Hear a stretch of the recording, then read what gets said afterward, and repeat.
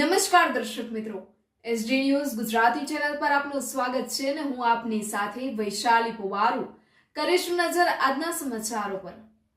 તલોદ તાલુકાના હરસોલ ખાતે આવેલ શ્રી ગોવર્ધન નાથજી પુષ્ટિ માર્ગીય વૈષ્ણવ હવેલી ખાતે શ્રીમદ ગોસ્વામી 108 શ્રી વ્રજનાથજી મહારાજની આજ્ઞા અનુસાર ગોસ્વામી શ્રી મધુસૂદન લાલજી યુગલ સ્વરૂપેની ઉપસ્થિતિમાં ફૂલફાગ મનોરથ અને રસિયા મનોરથનું આયોજન કરવામાં આવ્યું હતું।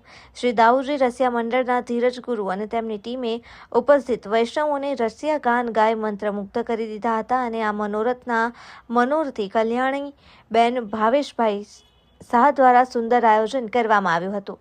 મનોરથને સફળ બનાવવા ટ્રસ્ટી ડોક્ટર દિલીપભાઈ શાહ અને તેમની ટીમને ભારે જહેમત ઉઠાવી હતી। Press reporter Paresh Sharma, Talod, Sabarkantha, SD news Gujarati.